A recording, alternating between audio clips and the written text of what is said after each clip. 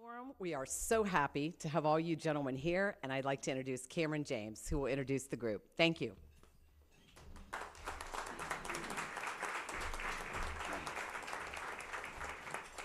Hi, everybody. I'm Cameron James, and Mills James is very proud to be a member of the Metropolitan Club, and we're proud to be part of the presentation here today. You know, I was sitting out there having lunch. I was so excited to get to be in front of you today that I got a new tie.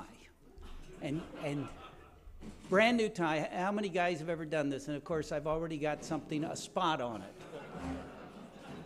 I should tell you, maybe I shouldn't, but I will. My wife's philosophy is that men shouldn't be allowed to eat with their clothes on. You know, at Mills James, we are storytellers. We help our clients communicate with the art and science of modern storytelling. And I can't think of any organization better at telling stories than the best damn band in the land. The people we are about to meet are storytellers.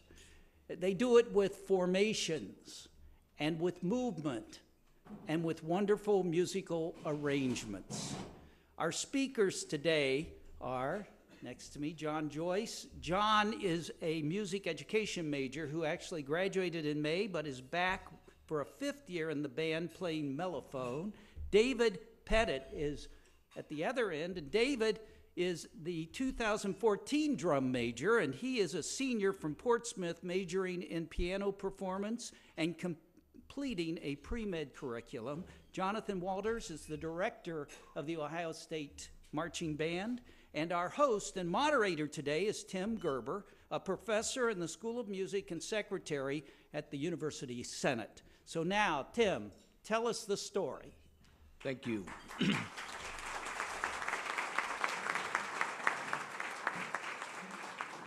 Thank you, Cameron, and good afternoon, everyone. It's my high privilege to be here with our talented students, my widely respected colleague, John Waters, in this room full of accomplished, distinguished guests. I've long admired the Columbus Metropolitan Club and the ways in which its members in these forums enrich our community. So to be invited to participate is high cotton indeed. You will learn a lot today, and much of what you discover represents the essence of what Ohio's land-grant flagship university has embraced since 1873 through teaching and learning, research and innovation, outreach and engagement. We seek to advance the well-being of the people of Ohio and the global community through the creation and dissemination of knowledge. Surely, we all agree that the arts advance the well-being of our citizens, and we are fortunate to have a robust and comprehensive music program at the university, including several remarkable bands and wind ensembles conducted by my colleagues Russ Mickelson, Rick Blatty, Scott Jones, Chris Hoke, Ted McDaniel, and Mike Smith. And of course, among those talented colleagues, we are fortunate to have John Waters, only the 9th director of the Ohio State University Marching Band since 1878. It's my honor to facilitate today's discussion with John, and David. John Waters, in 2012, you took over the podium and the baton from legendary teacher and musician John Woods. Most folks I've talked to marvel at how you stood on the shoulders of those 8 conductors who came before you and literally took the band to a new level. So, John, the Ohio State Marching Band has had an incredible year. You make all Ohioans proud, especially those of us at Ohio State, and you and your staff teach our students to deliver an exhilarating, sophisticated sound. Your halftime shows have been viewed by millions of people, literally all around the world, and the band has been featured in widely seen ads for Apple's iPad. Why has the band garnered that level of attention in the last year or so?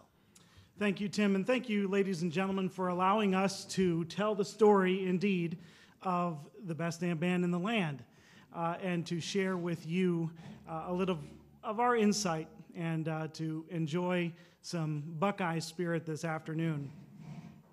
The question, Tim, why has the band garnered that level of support, I think is answered very simply by the fact that we have great students, and I'm flanked by two of them here. We have great students who are first academic successfully at the university. They are involved in all manner of activities at our university and represent us well. And so the success is certainly on their shoulders. And I think the other part of our success is it indeed takes a village to raise a band. And we alter that saying just a bit. But my wonderful colleagues seated here today and our students seated around the room, those friends and colleagues are the ones who work day in and day out and writing the music and helping to write the drill and to teach and to inspire. And that village, that wonderful community of educators are really the keys to success. And I think the reason that we have had our great success this past year. Thank you, John. You know, I understand the band's success was celebrated in May with a resolution in the Ohio House of Representatives by the Honorable Cheryl Grossman and my neighbor, Mike Stinziano. And like the lyrics to Fight the Team, I understand you set the State House reverberating with a mighty cheer. Tell us about that. Well, Representative Grossman, a band parent herself, indeed, came to us with this wonderful honor, this wonderful opportunity to honor the band. And she, after it was all over, did indicate that we broke many rules of decorum in the Ohio House. But the band did indeed march down the center aisle of the House chamber and flooded into the House and played the Buckeye Battle Cry and Hang On Sloopy in hopes that we would sway our lawmakers' votes to indeed finally codify the fact that Hang On Sloopy is our official rock song. And we had a marvelous day representing the university at the State House. So thank you, Cheryl. John, as a former band member, many of you may know that John Waters was in the band from 1995 to 1999, and an iDaughter, sousaphone player, tubist, twice.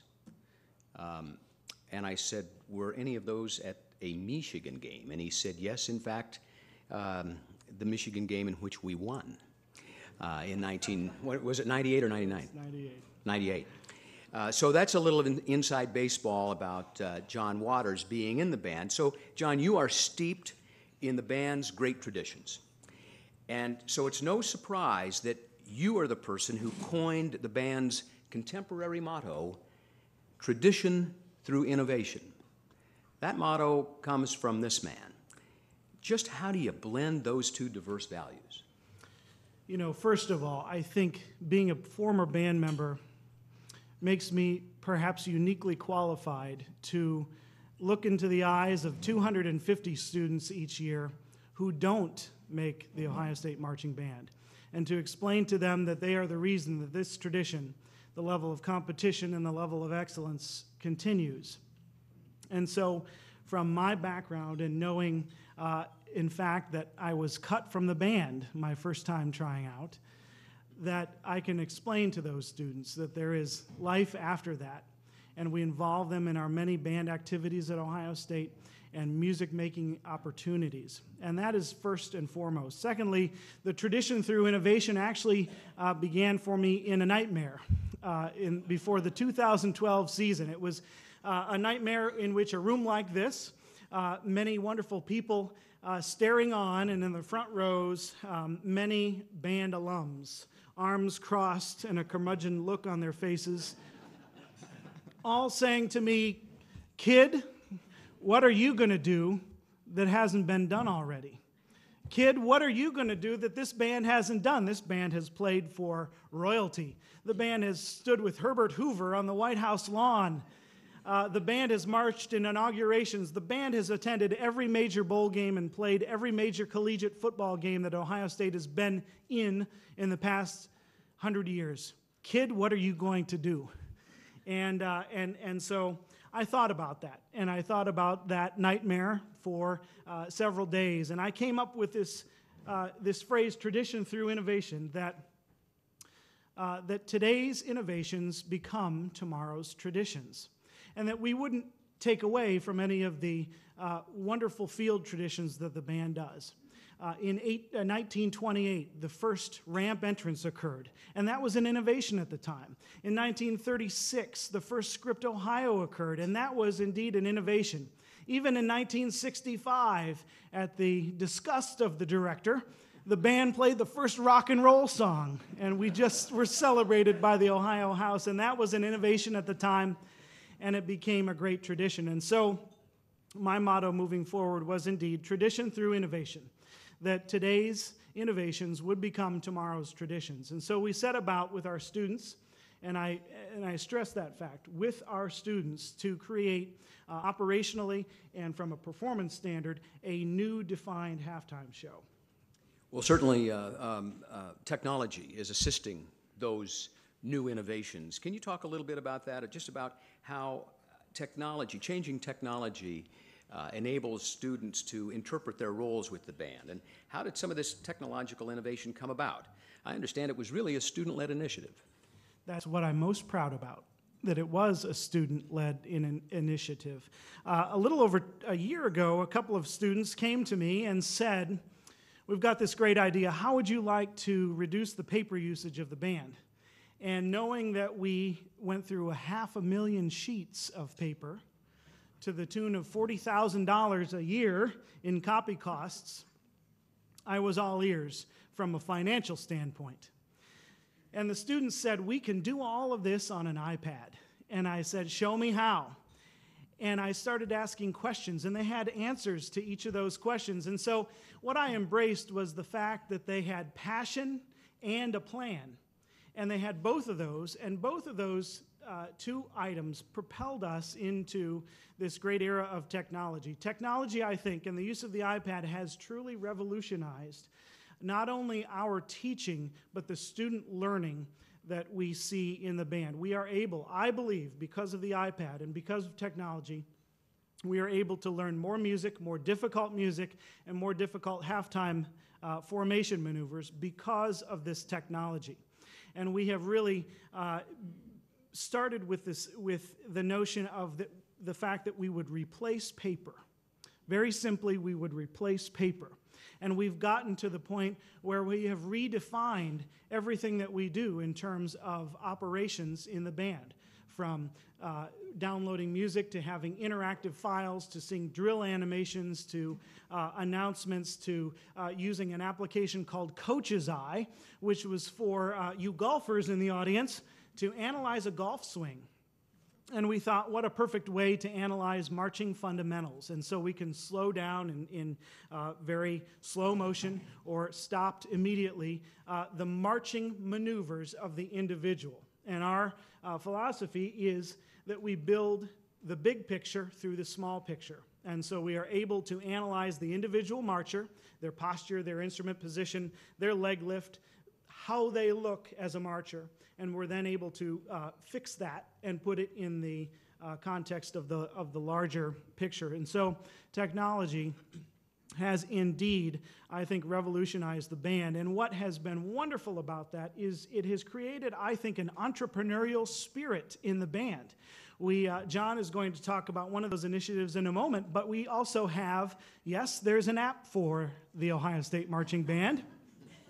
We have an app for the Ohio State University Marching Band that was created by a student in the band. We have initiatives started that were created by students with an entrepreneurial spirit who saw a problem and led and thought about ways to fix that problem. And that was how the iPad started. That was how this has started. And I think the great success that we've had with the iPads will be seen maybe not now, but especially in 2, 3, 4, and 5 years from now, because we will be using applications and technologies that we don't know exist today to make the band better in the future. This is so intriguing, John, because the students are so creative, and not only entrepreneurial, but creative. So, Joyce, what else is the band doing with new technology? Can you describe, you're writing an iBook, I understand, and Yes. can you tell us what that's all about and who that's going to be, who's the audience for your iBook? Yeah, absolutely. So we had a discussion at some point at the end of last season. John and I had a discussion about where we were going to go with technology, what kind of things we were going to do in the future. And one thing that John brought up was creating more comprehensive musicians by giving people a background of the halftime show, giving the band members a background of the halftime show. So last year we had a 150th anniversary of the Gettysburg Address halftime show that we celebrated that through. And wouldn't it be nice to give the band members a kind of a context for what that music meant to the people at that time? What, the people performing that music, what did they feel? What did the people listening to that music feel? What else was going on in society? It's more than just the notes on the page. And so the iPad is a great way to disseminate that information among the band members. We have what's called Buckeye Box that we can send out some, PDFs of information.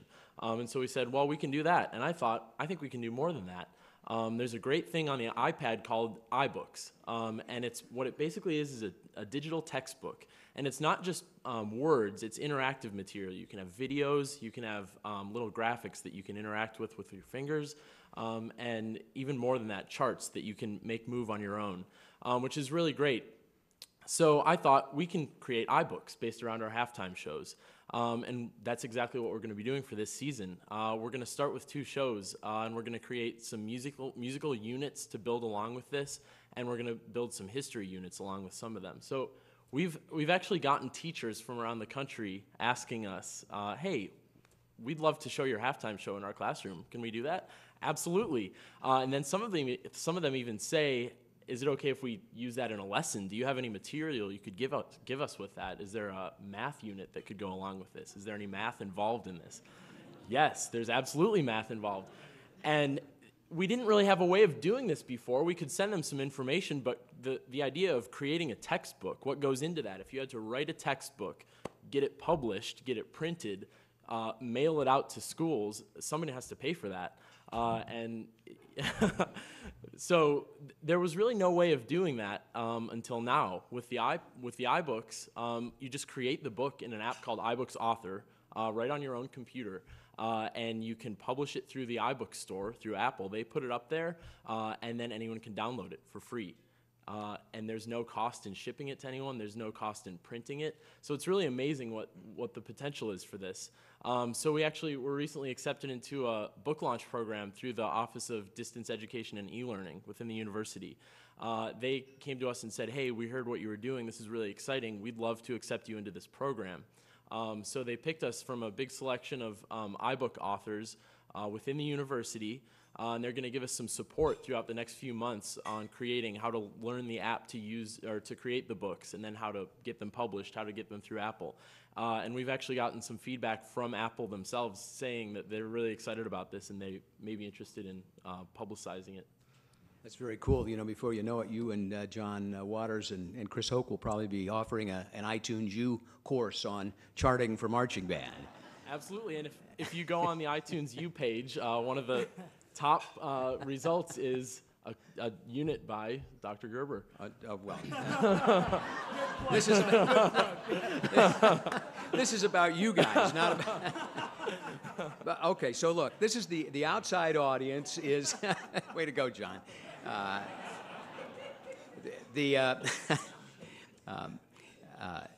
Writing digitally is different than writing in the traditional sense. Believe me, I typed my dissertation, as did a couple of people in this room, on a typewriter. Not you, Joe. I mean, you were of the computer era, right? But I typed my dissertation. What an awful experience. But here we are with this wonderful new technology. David, I'd like to just ask you a couple of things, because you are a remarkably gifted and a diversified individual. David Pettit is drum major for this next year, and you're a piano performance major. You happen to play trumpet, but you don't play trumpet in the marching band because you're the drum major. But you're also enrolled in a pre-med curriculum. And you are presently working in an emergency room in a local hospital this summer. And you are an instrument-rated pilot. And you are the OSU drum major.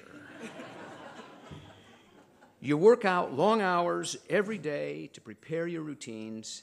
How do you balance all of that, David? Well, if you've already probably figured out, I like to stay active and always always learn something. And what this band has really taught me that will really apply to my future career, hopefully as a physician, is time management. So you have to make time for what's important, and what's important for me is schoolwork, of course the Ohio State University Marching Band, and then also having some relaxing time. So I just have to schedule everything and prepare and not get behind, and just be very regimented, and it's been paying off so far. So You work out, right? I do work out, yes. I work out almost every day. So in the tryout, when I'm getting ready for tryouts, I practice upwards of 4 hours a day, lifting, running, doing gymnastics, and then actually strutting and twirling. And How heavy is the baton? the baton's not too bad. I actually have it over here afterwards if anybody wants to see it. Maybe less than a pound. So do you stretch every day? Every day. Stretching is, a lot of people think the strut is muscle. It is a lot of muscle strength, but even more than that is flexibility. Yeah. So stretching every day, and stretching my back too, because I have to bend over backwards. That's the most important. That's the most important thing we do. So after I touch my head to the ground, that's a big sigh of relief for the day. Listen, that is my question, actually. I mean, this year I got a physical trainer, and the first thing he started me on was stretching. It was all about flexibility. Well, I stretch every morning, and it's certainly easier to bend over and do a low back stretch and try to, grab my ankles, and then I try to go backward. It's darn near impossible. We'll work on it. We'll work on it. But you mean if I wore a big hat with a plume, you'd help me touch? yeah, I'll spot you. We'll be good. Try it sometimes, folks. But I will say that I think just about everybody in this room who has seen our drum major for all of those years do that back bend and touch that plume. What yard line? The 35-yard line. 35. Touch that plume on the 35-yard line. Everything is right with the world when it touches, right? If it doesn't touch, We the don't talk about foreboding. that. And it has happened, maybe not to you. Not to me, thankfully. I don't think it hasn't happened in a long time. That's so. correct. We've been blessed with wonderful student talent. So, John, let's continue the focus on our student musicians. Just fill us in on some dates and data, if you would. How many students are in the band? What majors are represented? How many rookies? How many second, third, fourth, fifth year even? How many return for consecutive years? Yeah, it's very interesting to note that the Ohio State Marching Band has the highest retention rate of older band members, seniors, juniors, than any other band, certainly in the Big Ten. And when you look at the dispersion of first through fifth years, it's fairly even. If you look at other bands like that team up north or some other universities in our conference, many of the bands are comprised mostly of freshmen and sophomore members, and the attrition rate then is higher. And so we're very fortunate to have longevity with our students, and I think that's because they all love one another and love the program.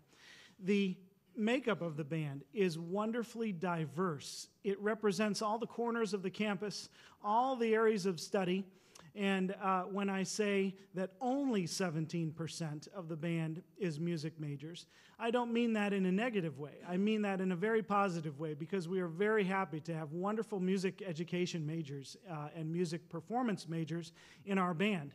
But it's a little known fact that over 80 or about 83% of the band represent every other place on the campus. We have business majors and pre-law majors and pre-med majors and dual majors and engineering majors. We have many engineers in the band, education majors, you name it, and the major can be found in the band. We also have a built-in study table, if you will, for those students to help one another out with their classes, especially at the freshman and sophomore level. And I am very proud to report to you that the GPA of our marching band last year was 3.5.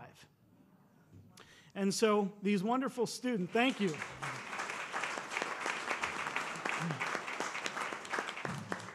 These wonderful students are truly, I think, representative of our university. And that is what one of the aspects that I love about our band is the fact that the students from many different and diverse backgrounds come together because of music and because of their desire to make music together and to represent the university that we love. You know, John, perhaps not everybody knows that students must audition every year.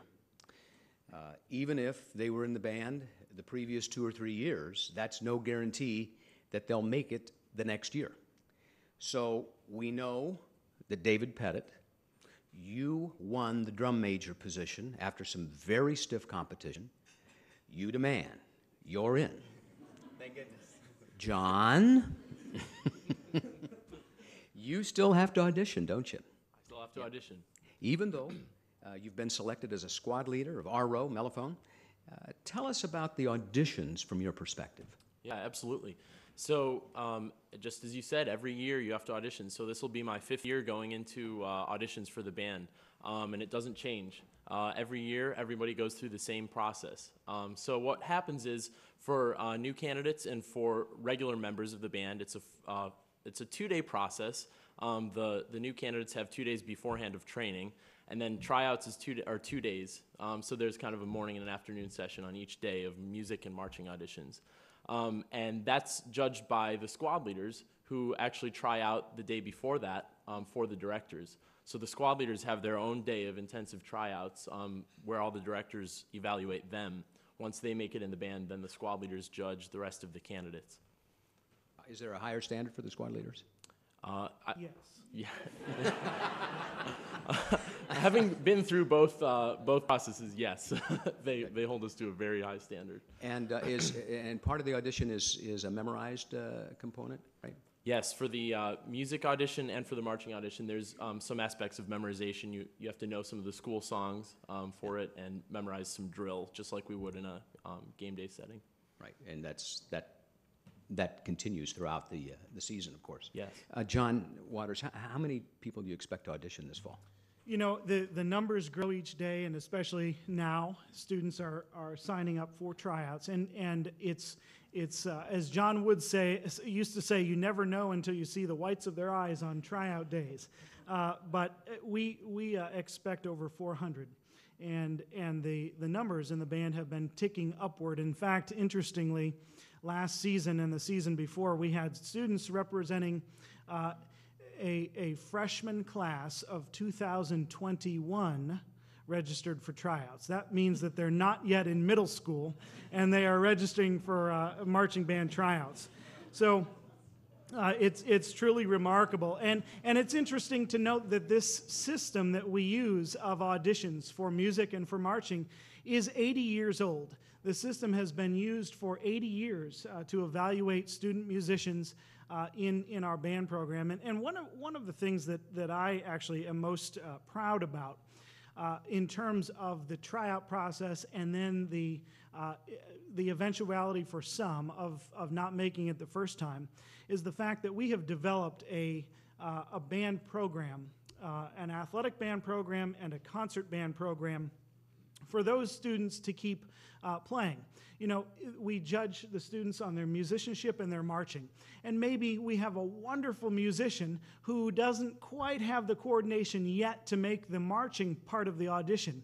But we want to keep them engaged in our program. And so we have created bands on our campus under Russ Mickelson's leadership and our band staff's leadership to find a home for those students and to find a place for them to continue making music and to continue doing what they do. And so, you know, they are, again, as I said, the true heartbeat of our campus. John, I'm really glad that you mentioned our colleagues in the School of Music, several of whom are here today, because I know that they would affirm that we are very fortunate in Ohio to have literally hundreds of excellent music educators and music programs throughout the state. We have a treasure trove of fine music teaching in the state, and I would imagine that many of you are the happy beneficiaries of good high school music programs in your own past. Music education is one of our state's great strengths and resources. How did, guys, David and John, how did your high school experiences help prepare you for your collegiate band experience? I think the biggest thing that it did for me was it fostered my love for music. You know, without that high school band experience and high school choir experience, I wouldn't have the same appreciation for what I do and the same love for it. And that's what really got me to be a music education major and to try out for the marching band here was just my love for it. David? I've always had a passion for music and a passion for the marching band. There's videos of me when I was a 3-year-old kid pretending I was conducting to marching band CDs. And I was fortunate to have excellent music educators, both in public schools and privately.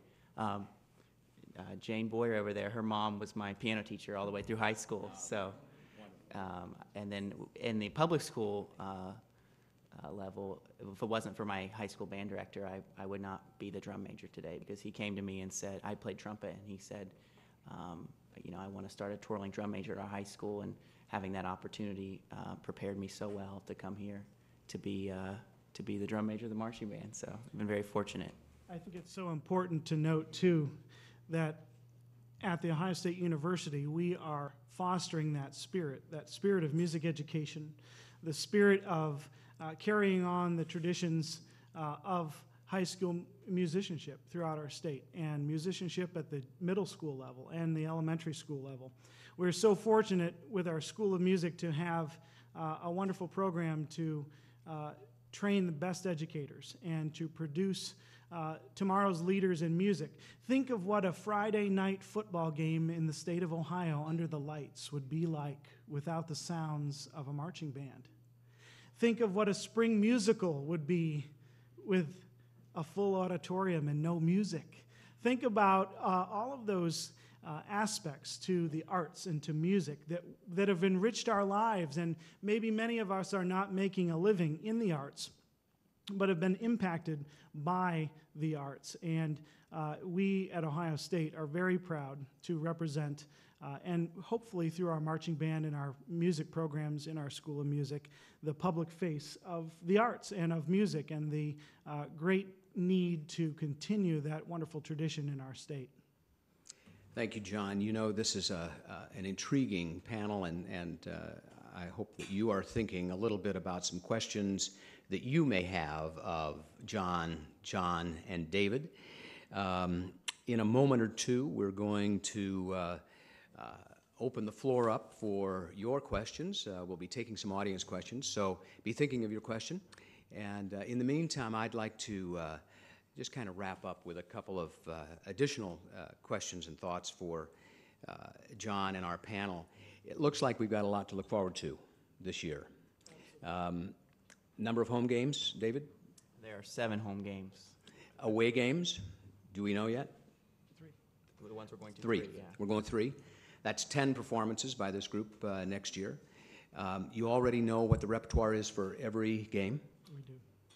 And any hints about what we're going to see this season, John? Can someone get the doors back there? Can you turn those cameras off? If you promise not to tell anyone, especially from that state up north, we'll give you a hint on one of our shows. And let me say that the synthesis of what you see on Saturday is a wonderful creative process that actually started in February. We involved our students, and we think it's very important to involve the students. Not to be long-winded about this answer, Tim, but I think it's important that you know that we involve our students from the very beginning, from the inception of the show concept, because I feel that when they are invested in the beginning, they are certainly more invested in the final product. And this is really part and parcel of this comprehensive musicianship program. And by the way, I can't take all the credit for comprehensive musicianship, because my colleague Russ Mickelson coined the term, at least in the state of Ohio, when he came here. And so it's more about not the marching and playing that you see on Saturday, but the entire process. And so we had a meeting in February with interested students, and they brought their ideas. And not to embarrass you, John, but John brought a PowerPoint presentation. Keynote presentation. Oh, Keynote. It was Keynote. I'm sorry. Apple products.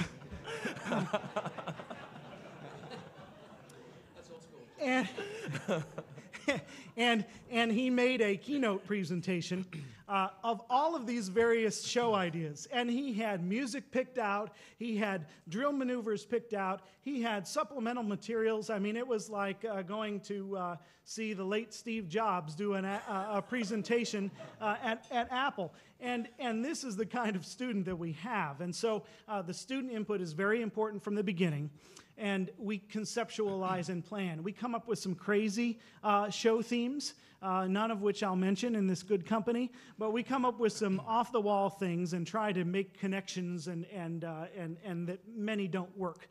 Over 100 show themes were developed this year, and our staff then took those show themes and boiled them down to the 7 home games of shows. And right now we are in the planning stages and the music writing stages and some of the visual ideas. And so the shows have been conceived by our students.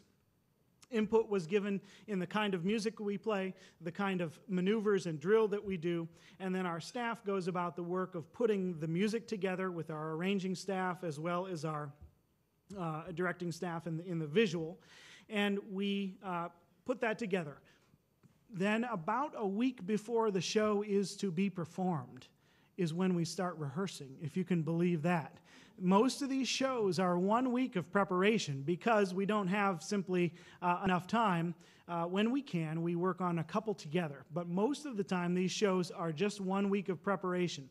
One of the shows this year is the 75th anniversary of The Wizard of Oz with an Ohio State spin on it. So we're going to start with a tornado. No note-taking. Pencils down, please. We're going to start with a tornado on the field, which picks up a house. And we'll be playing yet-da-da-da-da-da-da-da-da. And you might hear theme, tom, tom, theme, tom, tom, tom, in that theme somewhere. And the house will land in a different place. And Dorothy will be on her journey to get back to Ohio, where she will encounter wonderful characters along the way, including the Wicked Witch from that state up north.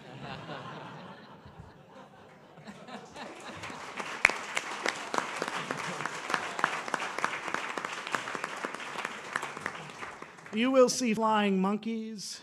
You will see some crazy, wonderful things, and I think we are petitioning our new President Drake to be the great and powerful Oz. And we will have a great time with a Buckeye spin on this wonderful historical film, The Wizard of Oz, this year. Oh, that's great, John. That's a show worthy of Mills James, I'll tell you. Well, it is CMC's tradition to take audience questions. We thank you in advance for avoiding any kind of editorial comments, but you can see there's a microphone here. Would you go to the microphone, please, state your name, and ask the question? Sir. Hi, I'm Ken Thompson. I'm an architect. My older brother played in a band. My dad did. I tried out. I didn't make it, but anyway, quick question for David and for anyone that might know. Has a drum major ever fallen over trying to touch the plume? I think it might have happened once or twice, but that we practice so much that is very, very rare. What happens if he does? I would not want to know.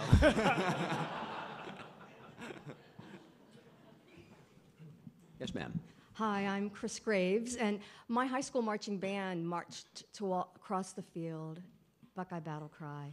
So every time I go to the Ohio State games, I have a tough time not singing in our song with our lyrics. But the reason I'm asking a question is, why hang on Sloopy? Because the McCoys were from Indiana. You know, I ask myself that every day. Why hang on Sloopy? Hang on Sloopy is a mindless little tune. No, I'm just kidding. We certainly love it. And actually, I think, now I may have this wrong, but the McCoys, I think, were from, at one time, Dayton, Ohio. No? They were not. Well, then I can't explain why a song from Indiana has become popular in the state of Ohio. But at least it wasn't from Michigan. Hang On Sloopy, though, was in 1965 something so different that the band had never played. The band never played rock and roll. And it was a chart topper at the time, and the students loved it, and it was born a tradition. In your defense, anybody from that part of Ohio, we all say we're from Dayton, because Dayton is the big city, but we could be 80 miles from Dayton, and we still say we're from Dayton. So if they grew up in that Dark County, Union City, Indiana, and so they would say they were from Dayton if they were talking to somebody who wasn't from there. I see. So, but they were not from Dayton. They were from Union City, The record is Indiana. corrected. And it was Rick Z combo, and then they were Rick and the Ray. See how old I am? I know all these guys. Representative Grossman, make sure that we reflect this in the record of the Ohio Revised Code. Indeed. Suffice it to say that the McCoys are not Mozart, and that tune is not Beethoven's Seventh, but we enjoy it nonetheless. It's interesting to note that Hang On Sloopy was actually first done by an African-American soul group called the Vibrations. And it was adapted by the McCoys as a song in what was more maybe perhaps mainstream rock and roll at the time. And the Ohio State Marching Band has adopted it as our own. And it is interesting to note that history and that journey of that song starting in the African-American community. Dr. Newcomb.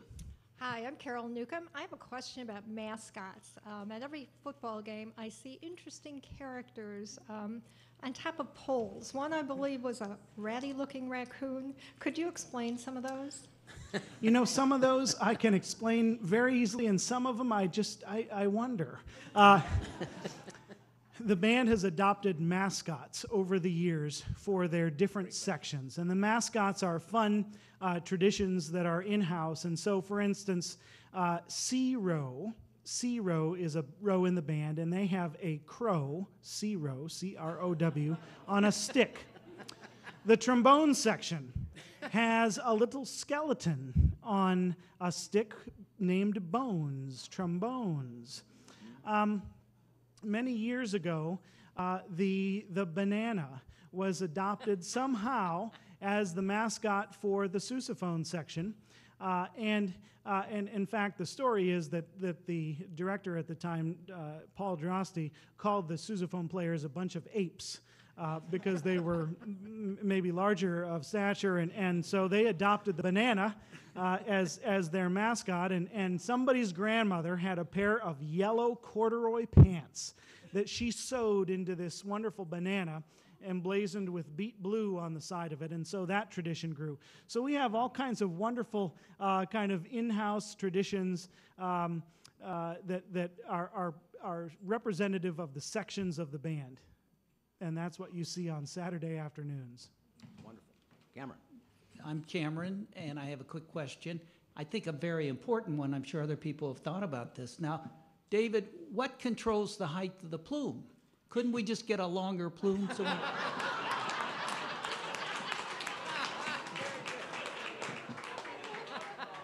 We could get Dr. Gerber a longer plume, I think. Touche! But no, the hat is 12 inches tall and the plume is about 8 inches. So by the time you put your head into the hat, you have about maybe 14 inches extra. And that's just been set for, since as long as I can remember. Great. Thank you. I'm Jane Scott. Thanks for being here. I have a serious question and then I have a lighter question. I'd like to know the economic impact to this city by the band. I'm sure that somewhere, someplace, someone has figured what the economic impact of having this wonderful asset at Ohio State, whether it brings to football games, whether it's other impact in the city. I may not have the figures exactly right, but the impact not only economically, but in terms of viewership in the world. It's been told by our media relations office that over 1,000 media outlets globally carried the band last year. If you look at the acumen of YouTube hits on the shows last year, it's over 50 million. And our media relations folks tell us that 6 billion media contacts with the band have been made worldwide. 6 billion people have clicked or seen or witnessed or heard or saw the band in some performance or another. Further, I just actually recently heard this statistic that in terms of ad revenue brought to the university, we're told maybe around $30 million in ad revenue. And again, I'm not the one to quote those numbers. This is just what I've heard from the media relations office. That's a good answer. Thank you. My lighter question. You had a nightmare about innovation. What are your nightmares before every football game? And what's the funniest, silliest, stupidest thing that's ever happened? Tell us a funny David, story. tell us about your nightmare. I have a nightmare, and it actually came true. Not as bad as I might. So I always have a nightmare that it's game day, and that I wake up, and it's like 9 o'clock, and I have to run to the stadium, and I can't find my uniform, and I'm running, searching frantically, and I'm running there, and as soon as I get there, the band is marching to skull session, and John Waters is like, "Where have you been?" And yelling at me. And the one thing is, if you're late for a game day, you're automatically an alternate the next game. So last year we went to Put-in-Bay with the band, and it was the day after my first time running down the ramp. So the night before the first game, I couldn't sleep. I got like 2 hours of sleep, and I went all day, didn't take a nap. Went to the band. The band has what's called an IDOT party after the game. I went there for like 30 minutes, came home, went to bed because I had to get up at 5 a.m. the next morning. And this was in September. I wake up, it's light outside. And I go, oh no, oh no. And I look at my phone and I have 17 missed calls, 2 voicemails from John Waters. And he goes, "David, you better have a good explanation for this." So I drove up to Put-in-Bay, got there before any performances. He beat the band to Put-in-Bay, actually. He swam. And I will say that we did celebrate the bicentennial of Lake Erie, the Battle of Lake Erie, where Oliver Hazard Perry defeated the British. That's why we're at Put-in-Bay. And David, I remember that. Thank you for reminding me. And I will say my biggest nightmare is misspelling Ohio.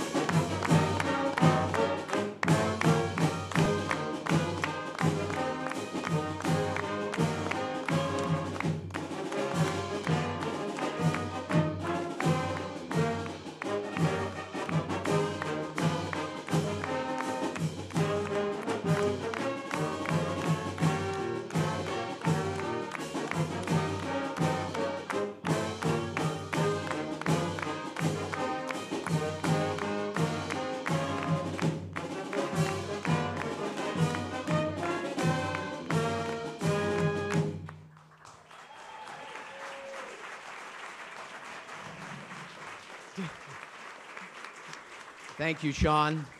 I think we have maybe time for one quick question. Am I right? Or is our time at that point?